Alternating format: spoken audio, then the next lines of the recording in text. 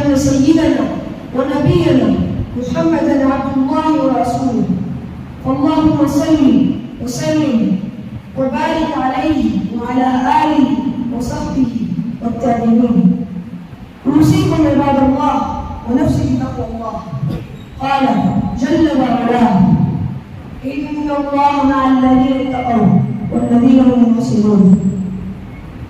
میرے محترم بھائیوں، دوستوں، بزرگوں، نبی کریم صاحب خلق عظیم محمد صلی اللہ علیہ وسلم کا فرمان علی شان: احب الناس الى اللہ تعالی انفعهم للناس، واحب الاعمال الى اللہ تعالی سرور تدخله على مسلم او تكشف عنه كربة او تقضي عنه دينا أو تطلب عنه جوعا، ولا أن أمشي مع أخي في حاجة أحب إلي من أن أعتكف في هذا المسجد، يعني مسجد المدينة، شهرا. اللہ تعالیٰ کو لوگوں میں زیادہ محبت ان بندوں سے ہوتی ہے جو لوگوں کو سب سے زیادہ نفع پہنچانے والے ہیں، اور اللہ کے نزدیک سب سے محبوب عمل کسی مسلمان کو خوش کر دینا ہے، یا اس سے کسی تکلیف کو دور کر دینا ہے، یا اس کی بھوک مٹا دینا ہے، یا اس کے درد ختم زیادہ کر دینا ہے، اور اپنے کسی بھائی کی ضرورت پوری کرنے کے لیے اس کے ساتھ چلنا مجھے اس مسجد میں یعنی مدینہ منورہ کے مسجد نبوی میں ایک ماہ اعتکاف کرنے سے زیادہ محبوب ہے۔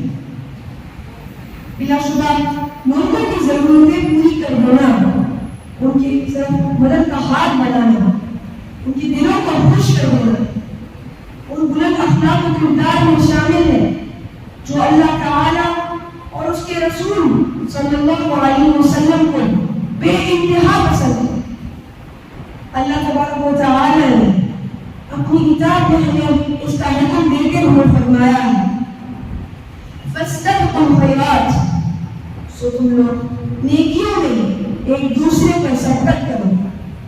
انبیاء اور رسول علیہ السلام لوگوں کو نفع پہنچانے میں سبقت کرنے والے تھے، اور مخلوق کی ضروریات پوری کرنے میں پیش قدمی کرتے تھے۔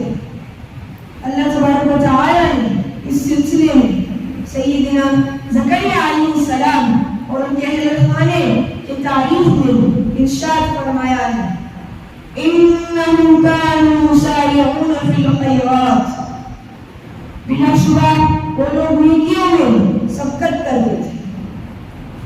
ہمارے سید الانبیاء محمد صلی اللہ علیہ وسلم لوگوں کو بھرپور نفع پہنچاتے اور ہر وقت فائدہ پہنچانے کے متنمی رہتے تھے، اور اس سلسلے میں اللہ رب العزت سے اس طرح دعا کیا کرتے تھے: اللہم انا اسألک فعل الخیرات، یا اللہ میں تجھ سے نیک عمل کرنے کی توفیق مانگتا ہوں۔ آپ صلی اللہ علیہ وسلم اپنے صحابہ اکرام کو ہمدردی، نفرسانی اور الفت کی توفیق دیتے تھے، اور اس طرح عطا و کرم کی توفیق دیا کرتے تھے۔ من استطاع ان ينفع اخاه فليفعل، جو شخص اپنے بھائی کو نفع پہنچا سکتا ہو تو وہ اسے ضرور نفع پہنچائے۔ ایک دن محمد صلی اللہ علیہ وسلم نے دیکھا کچھ حضرات مخلوق خدا کی خدمت میں اور نفع پہنچانے میں مصروف ہے، تو آپ صلی اللہ علیہ وسلم نے ان کی تعریف فرمائی اور ان کو ایک نیک عمل جاری رکھنے کی تاکید فرمائی: اعملوا فإنکم علی عمل صالح، اس کام میں لگے رہو، یقیناً تم ایک نیک کام میں مشغول ہو۔ لوگوں کے ساتھ ہمدردی اور بھلائی کرنے والوں، اللہ کے نزدیک سب سے محبوب اور افضل وہ بندہ ہے جس کو اللہ کو دوسروں کی نفع پہنچانے کے لیے توفیق دے۔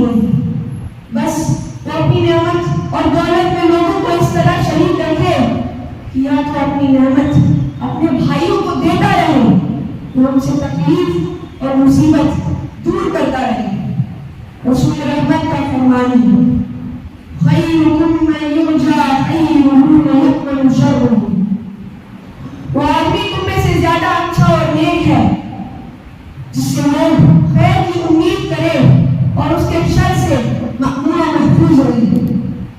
ایک دوسری حدیث مبارکہ میں ارشاد ہے المسلم من سلم الناس من لسانہ ویدہ، مسلمان تو وہ ہے جس کے زبان درازیوں سے اور دست درازیوں سے لوگ محفوظ رہے۔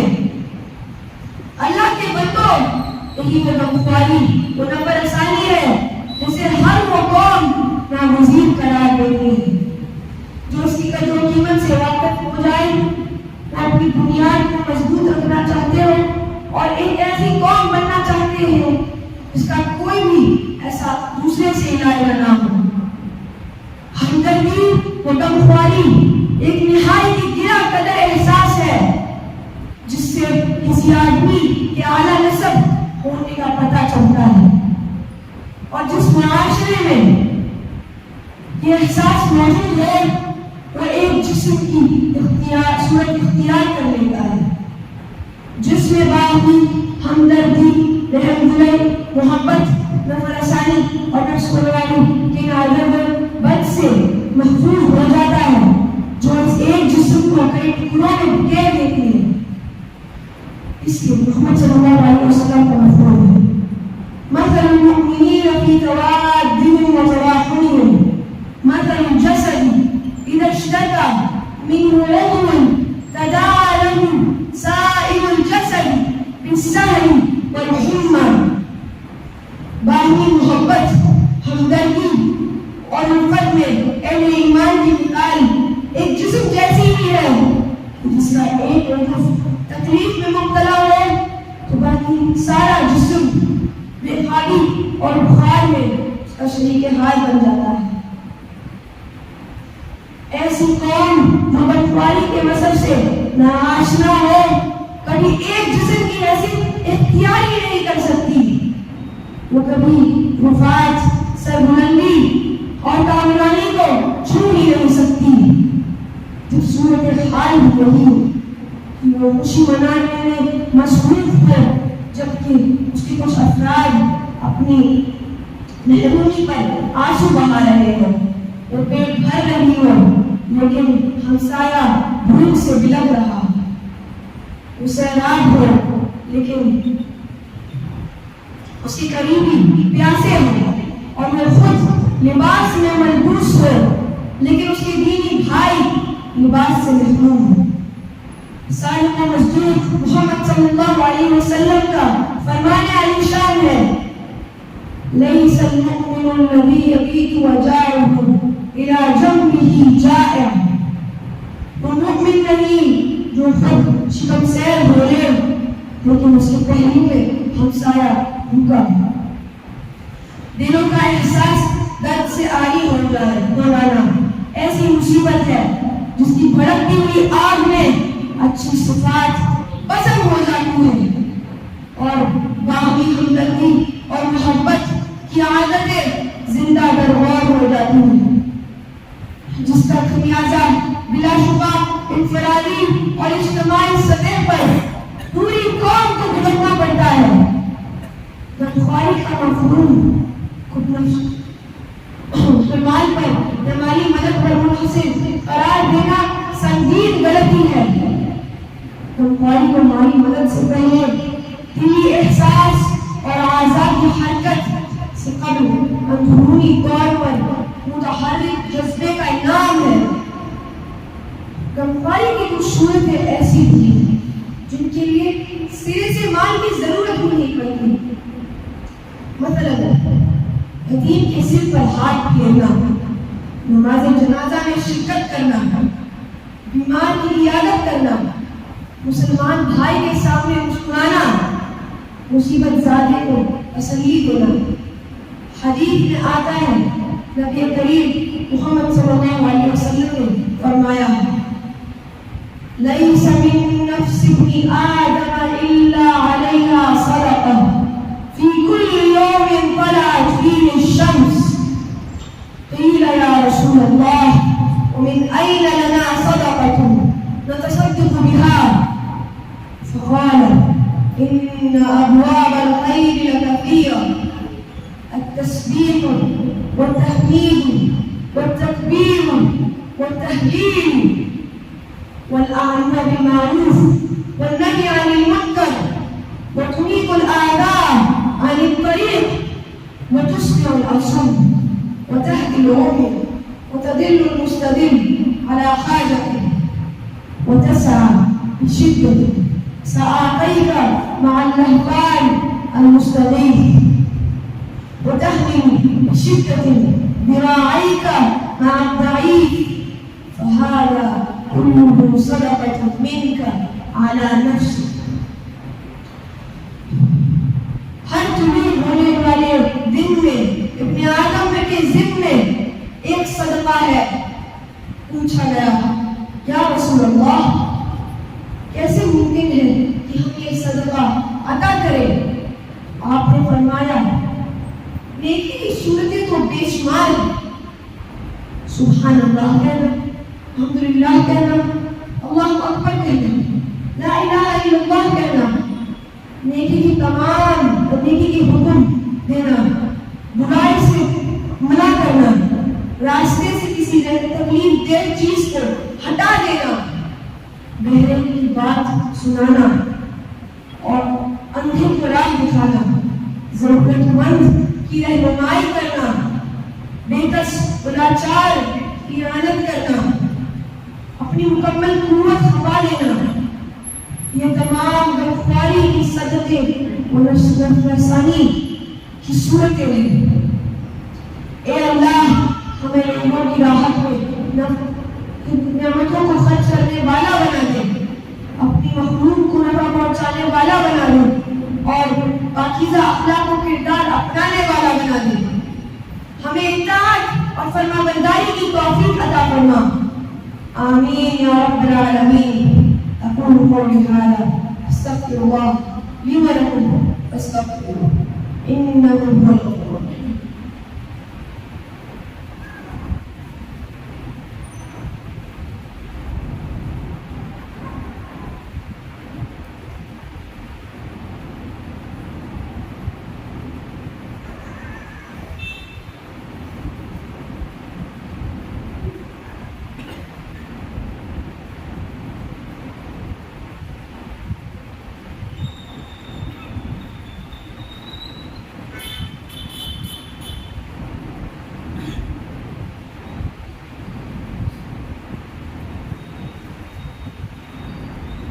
الحمد لله رب العالمين وأشهد أن لا إله إلا الله وحده لا شريك له وأشهد أن سيدنا ونبينا محمدا عبد الله ورسوله فاللهم صل وسلم وبارك عليه وعلى آله ومن تبعه بإحسان إلى يوم الدين.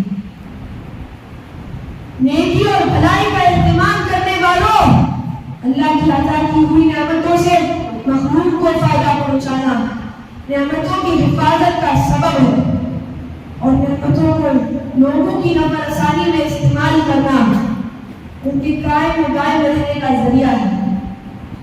رسول کریم کا ارشاد ہے ان للہ اقواما اختصهم بالنعم لمنافع العباد يقرر فيها ما بلغوا. اللہ کے کچھ ایسے بندے ہیں جن کو اس نے دوسروں کو نفع پہنچانے کے لیے خاص نعمتیں عطا کی ہیں. جب تک وہ نعمتوں کو بندوں پر خرچ کرتے رہے تو اللہ ان کو قائم و دائم رکھتا ہے. لوگوں کے ساتھ ہمدردی کرنے سے، ان کو نفع پہنچانے سے آدمی محبت اور مقبولیت حاصل ہوتی ہے اور اس سے لوگوں کے درمیان آدمی کو نیک نامی بھی حاصل ہوتی ہے. اللہ نے فرمایا ہے ان الذين آمنوا وعملوا الصالحات سيجعل لهم الرحمن ودا. باہم ایک دوسرے پر رحمانے، محبت کرنے اور شفقت و مہربانی کرنے میں ایمان والوں کی مثال جس میں انسانی کی طرح ہی ہے کہ جب جسم کہ کسی ایک عضو کو تکلیف ہوتی ہے باقی تمام اعضاء بخار اور بیزاری میں اس کے شریک حال ہو جاتے ہیں۔ یقیناً یہ اللہ کا بہت بڑا فضل و کرم ہے کہ اس نے ہمیں اسلامی معاشرہ عطا کیا ہے جہاں کے افراد دوسروں کی بھرپور مدد کرتے ہیں اور رنگ و نسل یا دین و مذہب کے امتیاز کے بغیر ہر ایک کو نفع پہنچانے میں سبقت کرتے ہیں۔ بس ہمیں بھی یہ خصلت اپنانی چاہیے اور اپنے آپ میں اور اپنے اولاد کے دلوں میں عطا و کرم کی اور خدمت خلق کی اور رضاکارانہ عمل کی قدر و اہمیت پختہ کرنی چاہیے۔ هذا وصلوا وسلم على نبينا محمد وعلى آله وصحبه أجمعين وارض اللهم عن الخلفاء الأربعة المهديين الراشدين أبي بكر وعمر وعثمان وعلي وعن سائر الصحابة الأكرمين والتابعين لهم بإحسان إلى يوم الدين۔ اللهم إنا نسألك فعل الخيرات وعمل الصالحات وأن توفقنا لنصر الآخرين وتقديم العون للمحتاجين۔ اللهم إني أسألك العلم النافع ورزقا طيبا وعملا متقبلا۔ اللهم ارحم المسلمين والمسلمات والأحياء منهم والأموات، إن الله يأمر بالعدل والإحسان وإيتاء ذي القربى وينهى عن الفحشاء والمنكر والبغي يعظكم لعلكم تذكرون۔ اذكروا الله العظيم يذكركم واشكروه على نعمه يزدكم ولذكر الله أكبر والله يعلم ما تصنعون۔